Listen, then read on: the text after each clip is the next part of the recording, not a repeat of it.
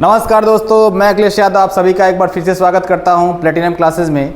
दोस्तों, आज हम पढ़ने वाली बहुत ही महत्वपूर्ण टॉपिक जिसका नाम है प्रायद्वीपीय भारत की नदियां। प्रायद्वीपीय भारत की नदियों में आज हम पढ़ेंगे पूरब में बहने वाली नदियां, क्योंकि आपको पहले ही बता चुके हैं कि भारत में नदियां जो प्रायद्वीपीय भारत की हैं दो तरफ से बहती हैं, एक पूरब में बहने वाली है, दूसरी पश्चिम में बहने वाली। तो हम पार्ट वाइज करके पढ़ेंगे इसको और अच्छे से समझेंगे कि आज हम पूरब में बहने वाली जितनी भी नदियां हैं उसको कवर करेंगे और जो हमारा नेक्स्ट टॉपिक होगा वो पश्चिम में बहने वाली नदियों का होगा। ठीक है, तो आप सभी लोग कॉपी पेन लेकर बैठ जाएंगे, अच्छे से नोट्स प्रिपेयर करेंगे और अपनी तैयारी को बहुत अच्छे ढंग से करेंगे। चलिए आज का टॉपिक स्टार्ट करते हैं। पूरब की बहने वाली नदियाँ, प्रायद्वीपीय भारत की नदियाँ हमारा टॉपिक होगा और इसमें हम सभी महत्वपूर्ण पॉइंट्स को आज कवर करने वाले हैं। देखिए, प्रायद्वीपीय भारत की नदियाँ, प्रायद्वीपीय भारत की जो नदियाँ हैं वो पश्चिम में बहती हैं और पूरब में बहती हैं, लेकिन इसके पहले आपको ये जानना होगा कि प्रायद्वीपीय भारत कहते किसे हैं। जो लोग चैनल पे नए हैं वो चैनल को सब्सक्राइब कर लें और जिन्होंने इसके पहले की वीडियो नहीं देखी है प्लीज़ जा करके उसको देख लें, तभी ये चीज़ें अच्छे से आपको समझ में आएंगी। ठीक है, तो बात करते हैं प्रायद्वीपीय भारत। तो प्रायद्वीप होता क्या है, तो इसको हमने बार बार बताया है कि तीन ओर समुद्र से घिरा स्थलखंड क्या कहलाता है, प्रायद्वीप कहलाता है। ठीक है, यानी ज़मीन का वो हिस्सा जो तीन ओर से समुद्र से घिरा हो वो प्रायद्वीप यानी पेनिसुला कहलाता है। तो भारत का कुछ ये वाला हिस्सा ऐसा ही है भारत का, जो हम इस प्रकार से देखते हैं। ये प्रायद्वीपीय भारत है ना, ये प्रायद्वीपीय भारत इधर अरब सागर से पश्चिम में अरब सागर, पूरब में बंगाल की खाड़ी बे ऑफ बंगाल और साउथ में आपका इंडियन ओशियन से आपका तीन ओर से ढका हुआ है। इसी को हम क्या कहते हैं, प्रायद्वीपीय भारत। अब इस प्रायद्वीपीय भारत में देखेंगे कि कुछ नदियां आपकी पश्चिम में बहेंगी, कुछ नदियां किधर बहेंगी, पश्चिम में, और कुछ नदियां पूरब की तरफ बहेंगी। ठीक है ना, तो यही है कि इसे दो पार्ट में इस प्रकार से बांटा गया है, पूरब में बहने वाली और पश्चिम में बहने वाली। तो यहाँ पे ध्यान से देखिएगा कि यहाँ पे डिफरेंस करके बताया गया आपको कि कुछ फैक्ट इसके आपके पश्चिम में गिरने वाली नदियों के हैं और कुछ पूरब में गिरने वाली नदियों के फैक्ट हैं। जैसे कि आप बात करें कि पश्चिम में बहने वाली नदियाँ क्या बनाती हैं, तो ज्वार नद मुख का निर्माण करती हैं, मेकिंग एस्चुरी का निर्माण करती हैं। और इनकी जो घाटियाँ होती हैं वो भ्रंश घाटियों से होकर बहेंगी। नॉर्मली जो नदियां हैं यहाँ की वो भ्रंश घाटी से होकर बहेंगी और अरब सागर में अपना जल गिरा देंगी। इधर आपका क्या है, अरब सागर, तो ये आपकी पश्चिम में बहने वाली नदियाँ अरब सागर में अपना पानी को गिरा देती हैं। वहीं बात करें कि पूरब में यानी बे ऑफ बंगाल, बंगाल की खाड़ी में गिरने वाली नदियाँ पूरब में बहने वाली नदियाँ कहलाती हैं, जो कि डेल्टा का निर्माण करती हैं। आपको पहले भी बताया, जब ब्रह्मपुत्र नदी तंत्र बताया, गंगा नदी तंत्र बताया और सिंधु नदी तंत्र बताया कि डेल्टा किस प्रकार से बनता है। ठीक है, तो जिन्होंने भी वो वीडियो नहीं देखी है हमारे चैनल पे जाइए और उसको अच्छे तरीके से देखिए। तो डेल्टा बनाती हैं पूरब में बहने वाली नदियाँ और गिरती कहाँ है, फाइनली बंगाल की खाड़ी में जाकर के गिर जाती हैं। ठीक है, तो ये इतना डिफरेंस बेसिकली आपको जानना ही होगा, बिल्कुल बेसिक से आपको बता रहा हूँ। जिनको भी नहीं आता ये सारी चीज़ें अच्छे से समझ करके अपने कॉपी में सभी फैक्ट को नोट कर लेंगे। अब देखिए यहाँ पे इस मैप में दिखाया गया है, अगर आपको दिख रहा होगा, यहाँ पे देखेंगे कि कुछ नदियों के नाम यहाँ पे मेंशन किए गए हैं। जैसे यहाँ पे एक है नदी लूनी नदी। ठीक है, लूनी नदी, इधर से एक नदी आती है सरस्वती, आपकी साबरमती नदी, इधर एक नदी आपकी आ रही है आपकी माही नदी, इधर है आपकी एक नर्मदा नदी। कौन सी नदी, नर्मदा। फिर नीचे इसकी देखेंगे एक तापी नदी है। ठीक है, बाकी कुछ छोटी छोटी नदियाँ मांडवी, जुआरी कुछ इस प्रकार से बहेंगी। तो ये आपकी अरब सागर में आकर के नदियाँ गिर रही हैं। ठीक है, ये अरब सागर में नदियाँ आकर गिर रही हैं और इन नदियों को हम कहेंगे वेस्ट फ्लोइंग रिवर। क्या कहेंगे, वेस्ट फ्लोइंग रिवर, यानी पश्चिम में गिरने वाली नदियाँ। कुछ नदी बंगाल की खाड़ी में गिर रही हैं, बे ऑफ बंगाल में, उनका नाम भी आपको जानना जरूरी है। जैसे महानदी है ना, महानदी आपको दिख रहा होगा, हुगली नदी, यहाँ पे गोदावरी नदी कुछ इस प्रकार से है ना। फिर यहाँ पे आप देखेंगे कि कृष्णा नदी है ना, ये कृष्णा नदी, कृष्णा, और आपका ये कावेरी, ये बिल्कुल प्रमुख प्रमुख नदियाँ हैं। अब देखेंगे कि हुगली, महानदी, गोदावरी, कृष्णा और कावेरी ये बंगाल की खाड़ी में आकर के गिर जाती हैं। बहुत सारी और भी नदियां हैं, जैसे वैगई है, ताम्रपर्णी है, ठीक है, पेन्नार है, वो भी आपकी बंगाल की खाड़ी में आकर के गिर जाती हैं। तो बिल्कुल प्रमुख आपको याद रखना इस मैप से। बाकी जितने भी और आगे आगे नदियाँ आएंगी उनको हम थ्योरी वाइज आगे कवर करेंगे, ठीक है। तो हमने देखा कि अरब सागर में लूनी नदी है ना, वैसे लूनी तो किसी भी सागर वगैरह में नहीं गिरती है, लेकिन ये फ्लो किधर कर रही है, वेस्ट में ही फ्लो कर रही है। अरब सागर में खास करके गिरने वाली आपकी साबरमती, माही, नर्मदा, ताप्ती, ये सारी नदियां हैं, प्लस आपकी मांडवी और जुआरी नदियां जो पश्चिम में बहती हैं, ठीक। और बंगाल की खाड़ी में हुगली, महानदी, गोदावरी, कृष्णा और कावेरी प्रमुख नदियां हैं, ठीक है। इन सभी चीज़ को आप अपने मैप में बना करके उनका नामकरण जरूर कर देंगे, ठीक है। जैसे पूर्व में बहने वाली नदियों में सबसे पहले नदी आती है आपकी महानदी, क्योंकि हुगली नदी, दामोदर नदी जो आपकी गंगा से रिलेटेड हैं उनको मैंने गंगा नदी तंत्र में कवर कर दिया है, ठीक। तो यहाँ पे हम पढ़ेंगे पूर्व में बहने वाली नदियाँ। सबसे पहले आज का टॉपिक ही हमारा यही है कि पूरब में जल गिराने वाली या पूरब में बहने वाली नदियाँ। पहली नदी है आपकी महानदी, जिसे प्राचीन काल में सुलेख, यहाँ पे दिख रहा होगा, यहाँ पे प्राचीन काल में इसे सुलेख या चित्रोत्पला कहते हैं, ठीक है। प्राचीन काल में इसे सुलेख या चित्रोत्पला के नाम से भी जानते हैं महानदी को। इसका जो उद्गम है वो ज़्यादा इम्पॉर्टेंट है कि इसका उद्गम जो सिहवा पहाड़ी है ना, सिहवा पहाड़ी ये आपके छत्तीसगढ़ के रायपुर ज़िले में है। यहाँ सिहवा पहाड़ी से ये महानदी का उद्गम होता है और उद्गम के बाद ये लगभग 850 किलोमीटर की लंबाई तय करती है। कितनी लंबाई? 850 किलोमीटर की लंबाई तय करती है और अपना मुहाना कहाँ जाके बनाएगी? मुहाना बनाएगी पारादीप के पास, बंगाल की खाड़ी में। पारादीप उड़ीसा में है। कहाँ पे है भाई? जिनको नहीं पता है वो इस बात को भी नोट कर लेंगे कि जो पारादीप है वो कहाँ पे है? उड़ीसा में है। यहाँ से आगे बढ़ के बंगाल की खाड़ी में महानदी अपना क्या बनाती है? मुहाना बनाती है। मोस्ट इम्पॉर्टेंट कि इसके तट पर, महानदी के तट पर बसे हुए शहर कौन कौन से हैं? तो ज़्यादा नहीं, दो और याद रखने होंगे कि एक संभलपुर है और दूसरा कटक है। एक संभलपुर है और दूसरा कटक है। ये दोनों नगर उड़ीसा के ही हैं, ये बात ध्यान देना भाई।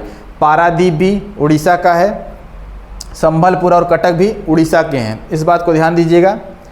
अब इसमें आ जाता है हीराकुंड बांध परियोजना। एक बांध बना हुआ है जिसका नाम है हीराकुंड बांध, जो विश्व का सबसे लंबा बांध है, जिसे कहेंगे हीराकुंड बांध, जो हीराकुंड बांध परियोजना के तहत बनाया गया है संभलपुर जिले में। कहाँ बनाया गया भाई? संभलपुर जिले में, उड़ीसा में बनाया गया है। इसकी लंबाई की बात करें तो लंबाई इसकी कितनी है? 25.8, लगभग 26 किलोमीटर लंबाई में ये बांध ही है ना। और ये बन जाता है हीराकुंड बांध विश्व का सबसे लंबा बांध, विश्व का सबसे लंबा बांध। इसे हम कहेंगे विश्व का सबसे लंबा बांध, longest dam in the world. ना एशिया ना भारत, क्या है ये? पूरे विश्व का सबसे लंबा बांध है।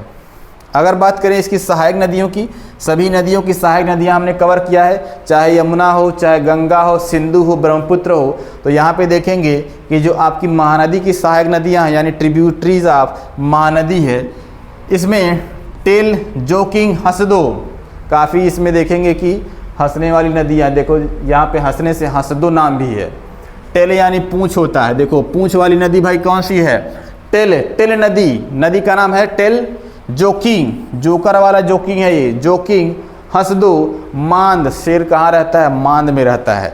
तो ये मांद नदी भी आपकी किसकी सहायक है? महानदी की। और एक नदी और है ईब, है ना।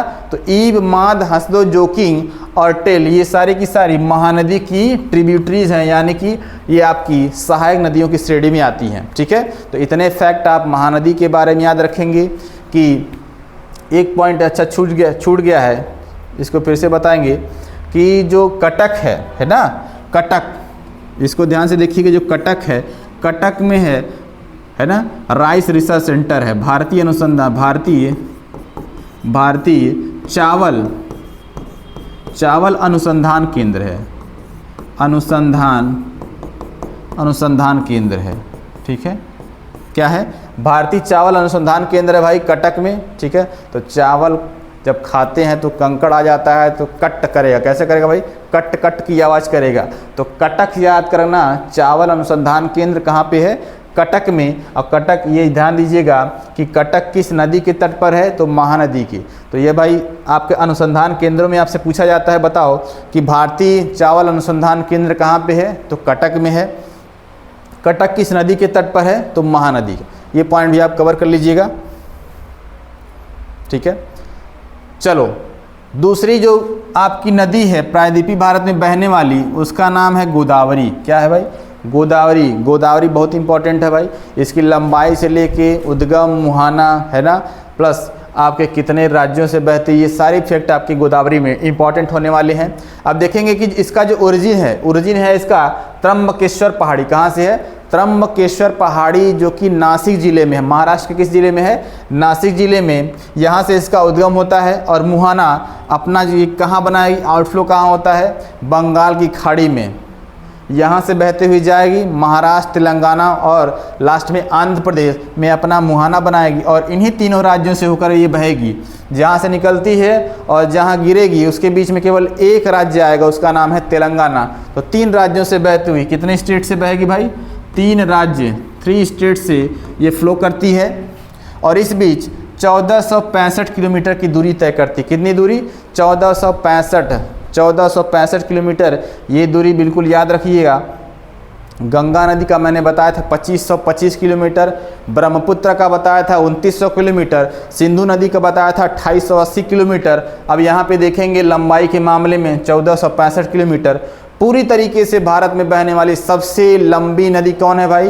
तो वो उसका नाम है गोदावरी नदी। इसका मुहाना कहीं बांग्लादेश और बंगाल की खाड़ी उधर नहीं बनता है, सॉरी, बांग्लादेश पाकिस्तान में नहीं बनता है। कहाँ बनता है? भारतीय क्षेत्र में ही बनता है। इसलिए ये बन जाती है पूरी तरीके से भारत में बहने वाली सबसे लंबी नदी, सबसे लंबी नदी। या फिर यूँ कह लें कि प्रायद्वीपीय या दक्षिण भारत की सबसे लंबी नदी कौन होगी? प्रायद्वीपीय जो क्षेत्र हमने देखा है प्लस दक्षिण भारत की सबसे लंबी पूछा जाएगा नदी कौन सी है, तब भी आपका आंसर इसमें होगा गोदावरी नदी। क्या होगा? गोदावरी नदी। इसके अलावा इसे हम बूढ़ी गंगा यानी ओल्ड गंगा भी कहते हैं। क्या कहते हैं? ओल्ड गंगा भी कहते हैं, ओल्ड गंगा कहते हैं। एक तो हमारे उत्तर भारत के क्षेत्र में बहने वाली नदी है गंगा, और दूसरी है दक्षिण भारत में गंगा की ही तरह बहने वाली नदी गोदावरी, जिसे हम बूढ़ी गंगा के नाम से भी जानते हैं। अब इसे गोदावरी नदी को दक्षिणी गंगा भी कहते हैं, यानी दक्षिण में बहने वाली गंगा की तरह नदी है वो गोदावरी कहलाती है। इसे साउथ गंगा भी कहेंगे। क्या कहेंगे? इसे साउथ गंगा भी कहते हैं गोदावरी नदी को। यहाँ पे समझने वाली बात है कि Ganga of south India Kaveri नदी है, बट साउथ गंगा किसे कहेंगे? गोदावरी नदी को कहेंगे। इस बात को ध्यान दीजिएगा, ठीक है। अब बात करेंगे गोदावरी की सहायक नदी के बारे में। Godavari tributary of Godavari river. यहाँ पे वेनगंगा, पेनगंगा, प्राणहिता, मंजरा, वर्धा, इंद्रावती। ध्यान दीजिएगा, वेनगंगा, पेनगंगा, प्राणहिता, मंजरा, वर्धा, इंद्रावती। ऐसे ही मंत्र की तरह याद कर लो। वेन, पेन, प्राणहिता, मंजरा, वर्धा, इंद्रावती। क्या है? वेनगंगा, पेनगंगा, प्राणहिता, मंजरा, वर्धा और इंद्रावती। इसमें से जो इंद्रावती नदी है ये ज़्यादा खास हो जाती है। क्यों खास होती है? क्योंकि यह गोदावरी की सबसे पूर्वी सहायक नदी है। क्या है? सबसे ईस्ट ट्रिब्यूटरी है ये। किसकी? गोदावरी नदी की। अब देखेंगे इंद्रावती के बारे में एक और चीज़ दिया है कि छत्तीसगढ़ राज्य में, कहाँ पे? छत्तीसगढ़ राज्य में एक जलप्रपात भी बनाती है ये नदी, इंद्रावती नदी, जिसका नाम है चित्रकूट। क्या नाम है? चित्रकूट जलप्रपात। चित्रकूट जलप्रपात। तो चित्रकूट जलप्रपात छत्तीसगढ़ में बनता है। और चित्रकूट को हम भारत का नियाग्रा जलप्रपात भी कहते हैं। क्या कहते हैं? भारत का नियाग्रा वाटरफॉल कहते हैं। जलप्रपात का इंग्लिश में क्या नाम है भाई? वाटरफॉल भी कहते हैं। क्या कहेंगे? वाटरफॉल कहेंगे। क्या कहेंगे?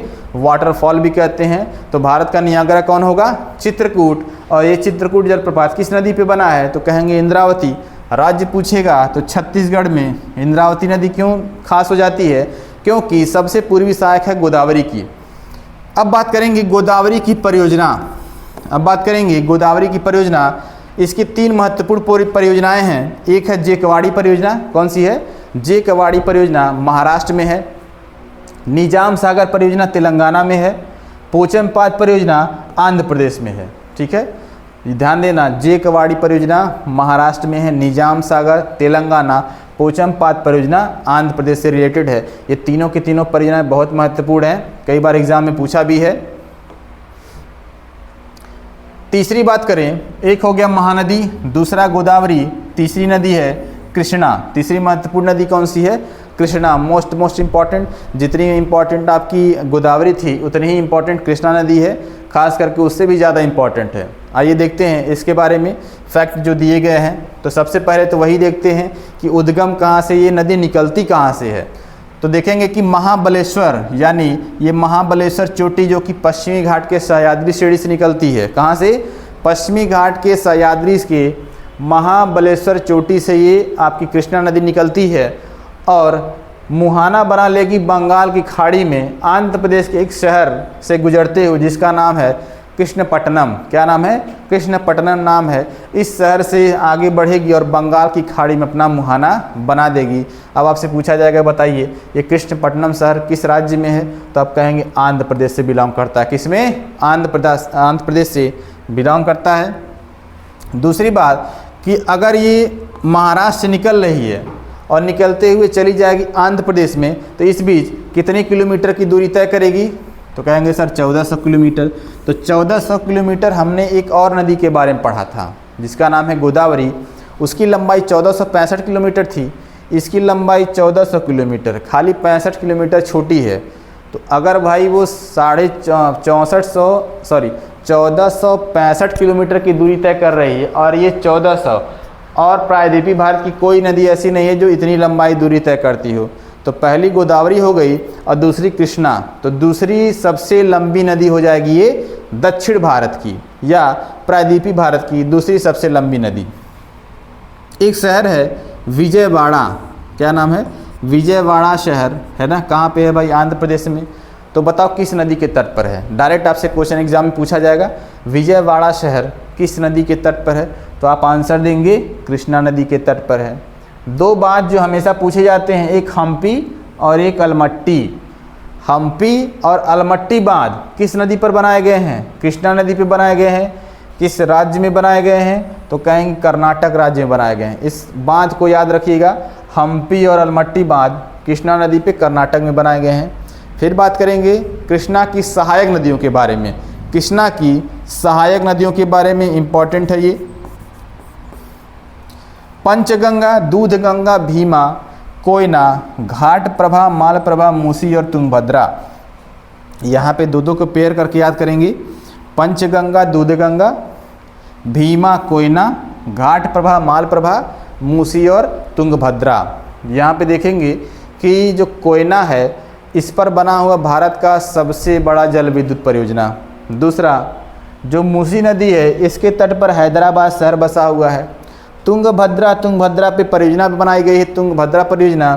प्लस ये कृष्णा की सबसे लंबी सहायक भी है। सबसे लंबी सहायक नदी कौन है?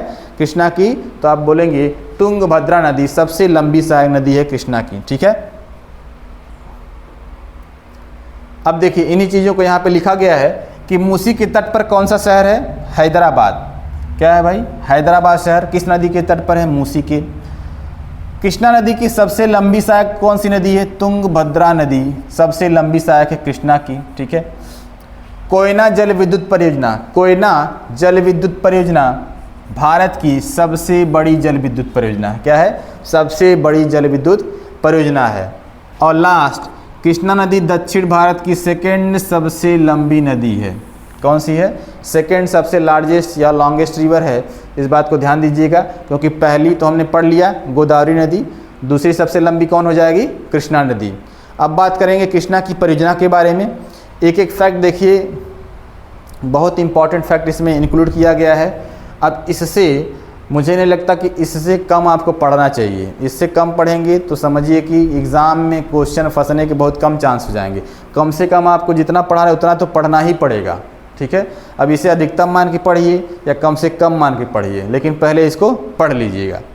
तो कृष्णा की परियोजनाएं इसमें देखेंगे कि शिवाजी सागर पहली परियोजना है, शिवाजी सागर, जो कि महाराष्ट्र में बनाई गई। किस राज्य में बनाई गई है? महाराष्ट्र में बनाई गई है।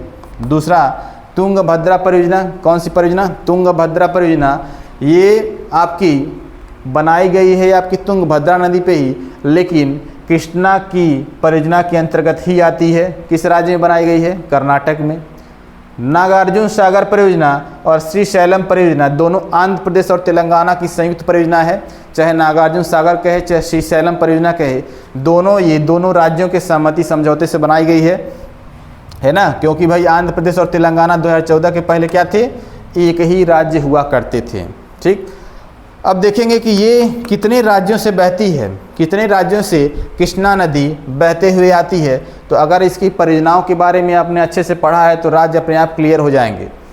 महाराष्ट्र से निकलेगी, कर्नाटक में जाएगी, फिर तेलंगाना और लास्ट में आंध्र प्रदेश कृष्णपट्टनम शहर से होते हुए बंगाल की खाड़ी में गिर जाएगी, ठीक है, जो कि ऑलरेडी मैंने आपको बता दिया है। तो महाराष्ट्र, कर्नाटक, तेलंगाना, आंध्र प्रदेश, इन 4 राज्यों से होते हुए बंगाल की खाड़ी में अपना ये मुहाना बना लेती है। चलिए भाई, महानदी हो गया, गोदावरी हो गया, कृष्णा हो गया। चौथी जो महत्वपूर्ण नदी है इसका नाम क्या होगा? कावेरी नदी। क्या होगा भाई? कावेरी नदी। चौथी महत्वपूर्ण जो कि बंगाल की खाड़ी में गिरती है वो हो जाएगी आपकी कावेरी नदी। तो फिर से वही बात कि स्टार्ट किसी भी नदी को करेंगे तो ओरिजिन से लेकर मुहाना, लंबाई, राज्य, परियोजनाएं, इन सभी चीज़ों को अगर कवर करते हैं तो माना जाएगा आपने नदी को अच्छे से कवर किया है, नदी को अच्छे से कवर किया है। तो चलिए आइए देखते हैं। उद्गम की बात करें तो उद्गम कावेरी नदी का ब्रह्मगिरी पहाड़ी, कहाँ से होता है भाई? ब्रह्मगिरी पहाड़ी, कर्नाटक। और ये ब्रह्मगिरी पहाड़ी जो है, ब्रह्मगिरी पहाड़ी कॉफ़ी के उत्पादन के लिए, किसके लिए? कॉफ़ी उत्पादन के लिए प्रचलित है, प्रसिद्ध है। कॉफ़ी उत्पादन के लिए प्रसिद्ध है, इस बात को ध्यान दीजिएगा। और कर्नाटक में एक और पहाड़ी है बाबा बोधन पहाड़ी, जहाँ पे कॉफ़ी का प्रोडक्शन काफ़ी मात्रा में होता है। तो एक आपकी ब्रह्मगिरी पहाड़ी जहाँ से कावेरी नदी निकलती है, और दूसरा बाबा बोधन पहाड़ी, वो भी कर्नाटक में है, वो भी कॉफ़ी के उत्पादन के लिए प्रसिद्ध है। तो चलिए, यहाँ से निकल के आई, मुहाना कहाँ बना दी? बंगाल की खाड़ी में। और वो भी किस राज्य की तट वाली बंगाल की खाड़ी में? तो तमिलनाडु राज्य के बंगाल की खाड़ी में। 2 ही राज्यों से बहती है ये, एक तो कर्नाटक से निकल गई और दूसरे तमिलनाडु में जाकर के बंगाल की खाड़ी में मिल जाती है। इस बीच ये लगभग 800 किलोमीटर की दूरी तय करती है। कितनी दूरी तय करेगी? लगभग 800 किलोमीटर की दूरी तय करेगी। 2 राज्य कर्नाटक और तमिलनाडु से होते हुए बहेगी। तट पर बसा एक महत्वपूर्ण शहर है जिसको आपको याद रखना होगा, जिसका नाम है तिरुचिरापल्ली। क्या नाम है? तिरुचिरापल्ली। तिरुचिरापल्ली जो कि तमिलनाडु का एक शहर है और ये कावेरी नदी के तट पर बसा हुआ है। दक्षिण भारत की गंगा, इसके पहले देखेंगे कि एक जल विवाद भी है। कावेरी जल को लेकर के 2 राज्यों में तनातनी हमेशा बनी रहती है, और वो दोनों राज्य हैं, एक कर्नाटक है और दूसरा तमिलनाडु। इन दोनों में ये जल का विवाद बना रहता है हमेशा, कावेरी के जल को लेकर के। दक्षिण भारत की गंगा, देखिए दक्षिण भारत की गंगा, गंगा आप साउथ इंडिया का नाम लेंगे तो नो डाउट कावेरी, और अगर कहेंगे दक्षिणी गंगा तो आपका आंसर आना चाहिए गोदावरी, ठीक है। देखिए ये आयोग ने भी कई बार इसमें कन्फ्यूजन क्रिएट किया है, कभी इसको सही मानता है, कभी गोदावरी को सही मानता है, ठीक है। लेटेस्ट आंकड़ों के अनुसार इसे ही आप दक्षिण भारत की गंगा मानेंगे, कावेरी नदी को। दूसरी बात, दक्षिण भारत की एकमात्र नदी जिसमें साल भर पानी भरा रहता है। अब ये क्या बात हुई, साल भर पानी? तो क्या बाकी नदियाँ सूख जाती हैं क्या? ऐसा नहीं है। एकमात्र नदी जिसमें साल भर पानी भरा रहता है। साल भर पानी भरा रहता है यानी इसका जल का वाटर जो है, यानी वाटर लेवल कम नहीं होता है। क्यों ऐसा होता है? क्योंकि इस नदी को, कावेरी नदी को, दक्षिण पश्चिम मानसून से भी वर्षा से पानी मिल जाता है। दूसरा, उत्तर पूर्व मानसून से जो आने वाली हवाएं हैं वो भी ठंडी के दिनों में बारिश कर देती हैं। तो बरसात के दिनों में दक्षिण पश्चिम मानसून काम कर गया, और ठंडी के दिनों में उत्तर पूर्वी मानसून काम कर गया। तो दोनों के मिलाप से जो वर्षा का जल मिलेगा उससे कावेरी नदी हमेशा पानी से भरी रहती है। बस ये रीज़न है। तो दक्षिण भारत की एकमात्र नदी जिसमें वर्ष भर पानी रहता है। नेक्स्ट है, कावेरी की घाटी को दक्षिण भारत का धान का कटोरा कहते हैं। जब पानी हमेशा मिलता रहेगा तो पानी चाहिए भाई ज़्यादा धान को, तो धान का प्रोडक्शन ज़्यादा होगा, इसलिए इसे कहेंगे धान का कटोरा। ठीक है ना। कावेरी की घाटी को क्या कहते हैं? दक्षिण भारत का धान का कटोरा। चलिए आगे आइए देखें, सहायक नदियाँ क्या नहीं पढ़ेंगे? बिल्कुल पढ़ेंगे, सब पढ़ेंगे। जो एक नदी के बारे में पढ़े हैं वो सारी चीज़ें इसमें भी पढ़ेंगे। कावेरी की सहायक नदियाँ हेमावती, अर्कावती, अमरावती, है ना। यहाँ पे शरावती कट कर दीजिए, इसमें कंट्राडिक्शन है भाई, इसलिए इसको हटा दीजिए, है ना। यहाँ पे भवानी है ये, ठीक है, ये भवानी है। यहाँ पे देखिएगा कौन कौन सा हो गया, हेमावती, अर्कावती, अमरावती और भवानी, ये किसकी सहायक हैं? कावेरी की नदी हैं, कावेरी की सहायक नदियाँ हैं। यहाँ पे एक चीज़ और नोट करके लिखा गया है, इसको ध्यान दीजिएगा। एक नदी शरावती जिसपे जोग जलप्रपात है। इस जोग जलप्रपात को हम गरसोप्पा भी कहते हैं और महात्मा गांधी जलप्रपात भी कहते हैं। आपसे दो तरीके से क्वेश्चन पूछ लेगा कि भारत का सबसे ऊंचा सीधा गिरने वाला झरना या जलप्रपात, तो कहेंगे जोग जलप्रपात। किस राज्य में है? कर्नाटक में है। अगर इसकी ऊंचाई पूछ दे, इसकी ऊंचाई पूछे, हाइट पूछे, तो आप कहोगे 253 मीटर। कितनी है? 253 मीटर हाइट है। और ये भारत का सबसे ऊंचा सीधा गिरने वाला, यानी इसके बीच में कोई भी पहाड़ नहीं जिस पे ये गिरेगी, फिर उस पहाड़ से आगे नीचे गिरेगी, डायरेक्ट गिरेगी जहाँ से, उसके बाद नीचे के तल पे ही गिरती है। इसलिए भारत का सबसे ऊंचा सीधा गिरने वाला झरना जोग या महात्मा गांधी जलप्रपात हो जाता है। ठीक है। किस नदी पे है? शरावती नदी। और ये शरावती नदी अरब सागर में गिरती है, इस बात को ध्यान दीजिएगा। इसको मैं पश्चिम में जब नदियाँ पढ़ाऊँगा उसमें भी इसको इंक्लूड कर दूंगा। ठीक है। फिलहाल इसके लिए आपको याद रखना है कि जोग जलप्रपात शरावती नदी पे है। कावेरी की परियोजनाएं, पहला जो है वो मोस्ट इम्पॉर्टेंट है, शिव समुद्रम परियोजना। कौन सी परियोजना? शिव समुद्रम परियोजना, जो कि 1902 में बनाई गई थी। अब भारत की पहली जल विद्युत परियोजना है। कौन सी है? भारत की पहली जल विद्युत परियोजना है और यह एक जलप्रपात भी है। यानी आपसे पूछेगा शिव समुद्रम जलप्रपात, ठीक है, किस नदी पे है? तो आप कहेंगे कावेरी नदी पे है। कहाँ पे है? कावेरी नदी पे है। इस बात को भी याद रखना होगा। कमेंट बॉक्स में करके बताइए, कमेंट करके, कि शिव समुद्रम परियोजना किस राज्य से बिलोंग करती है और शिव समुद्रम जलप्रपात किस राज्य से बिलोंग करता है। इसका आंसर आप लोग कमेंट बॉक्स में कमेंट करके बताएंगे। चलिए आगे बढ़ा जाए। दूसरी जो परियोजना है भवानी सागर तमिलनाडु से रिलेटेड है। भवानी सागर तमिलनाडु से, और मैथुर परियोजना ये भी तमिलनाडु से। मैथुर परियोजना भी तमिलनाडु से रिलेटेड है। लेकिन मैथुर में एक चीज़ याद रखना है कि मैथुर में परियोजना के पीछे, मैथुर नदी के पीछे एक जलाशय है। मैथुर नदी के पीछे एक जलाशय है जिसे स्टेनली जलाशय कहा जाता है। क्या नाम है इसका? स्टेनली जलाशय। कई बार पूछा हुआ है कि स्टेनली जलाशय किस परियोजना का हिस्सा है या किस नदी के पीछे है, तो आप कहेंगे मैथुर। क्या है? मैथुर नदी के पीछे है, बना हुआ है। और मोस्ट इम्पॉर्टेंट कि भारत का सबसे ऊंचा जलप्रपात कौन सा है? भारत का सबसे ऊंचा जलप्रपात कूचिकल जलप्रपात। क्या नाम है इसका? कूचिकल जलप्रपात, जो कि कर्नाटक के वराही नदी पर बनाया गया है। कहाँ पे बना हुआ है ये? कर्नाटक के वराही नदी पर आपका ये कूचिकल जलप्रपात स्थित है, जिसकी लंबाई ऊंचाई 455 मीटर। कितनी ऊंचाई भाई? 455 मीटर। और ये भारत का सबसे ऊंचा जलप्रपात बन जाता है। क्या है? ये ओवरऑल भारत का सबसे ऊंचा जलप्रपात है। चाहे सीधा नहीं भाई, इसमें बहुत सारे क्या हैं? मोड़ है। मोड़ का मतलब है ये स्टेप वाइज करके गिरता है, लेकिन ये ओवरऑल लंबाई, इसकी ऊंचाई कितनी हो जाएगी? 455 मीटर। इसलिए भारत का सबसे ऊंचा जलप्रपात ये है। लेकिन सीधा गिरने वाले झरना या जलप्रपात की बात करेगी तो आप आंसर क्या देंगे? आप आंसर क्या देंगे कि भाई जोग जलप्रपात या महात्मा गांधी जलप्रपात है। ठीक है ना। ये फैक्ट अपने कॉपी में नोट कर लीजिए आप लोग। लास्ट पॉइंट है, कुछ छोटी छोटी नदियां भी हैं जहां से अक्सर क्वेश्चन पूछा जाता है, जैसे पेन्नार नदी। पेन्नार नदी खास बात है कर्नाटक की कोलार माइन है, यहाँ से सोना निकाला जाता है। कोलार माइंस कर्नाटक के कोलार से इसका उद्गम होता है। मुहाना बंगाल की खाड़ी में बनाएगी। कहाँ बनाएगी? बंगाल की खाड़ी में। बस नाम याद रखिएगा आपको, पेन्नार नदी भी है, बंगाल की खाड़ी में गिरती है। दूसरी है वैगई नदी। कौन सी है? वैगई नदी। इसका उद्गम तमिलनाडु के परुशनाथ पहाड़ी से, ध्यान दीजिएगा पहाड़ी का नाम, परुशनाथ पहाड़ी से निकलती है और मुहाना बना देगी रामेश्वरम में। देखिए रामेश्वरम में पाक चैनल के पास कौन सी नदी गिरती है? तो आप कहेंगे वैगई नदी। वैगई नदी खास बात कि मदुरई शहर इसके तट पर है। मदुरई शहर तट पे है। मदुरई शहर को कहते हैं त्योहारों का शहर। क्या कहेंगे भाई? त्योहारों का शहर, क्योंकि मदुरई शहर में ही है मीनाक्षी मंदिर। क्या है? मीनाक्षी मंदिर है। और मीनाक्षी मंदिर में है ना माता पार्वती का क्या है भाई? मूर्ति है। यानी मीनाक्षी मंदिर किस लिए फेमस है? माता पार्वती का ये मंदिर है।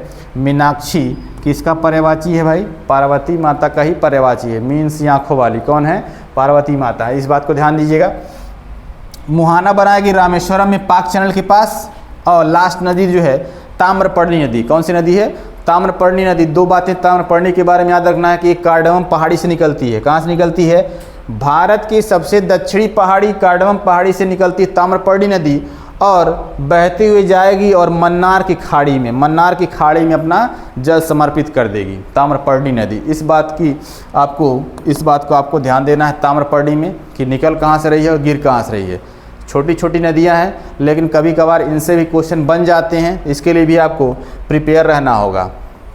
तो कहीं से भी कमी मत छोड़िए, अपनी तैयारी को ज़बरदस्त बनाए रखिए।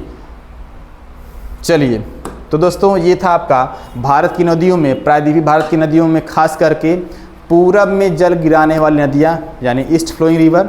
नेक्स्ट हम बात करेंगे पश्चिम में जल गिराने वाली, अरब सागर में जल गिराने वाली नदियों के बारे में। अगर इसके पहले वाली वीडियो जो अपलोड हो चुकी हैं चैनल पे उसको नहीं देखे हैं तो प्लीज़ उसको जाके देखिए। बहुत सारी इंपॉर्टेंट जानकारियाँ उसमें दी गई हैं, ठीक है ना। इस तरह की बेहतरीन क्लास के लिए हमारे चैनल को सब्सक्राइब करें, और ताकि और ज़्यादा मोटिवेशन हमको मिले, ताकि आपके लिए और अच्छे हम लोग वीडियो ला सकें, ठीक है। चलिए मिलते हैं नेक्स्ट वीडियो में, तब तक के लिए नमस्कार, थैंक यू, बाय बाय।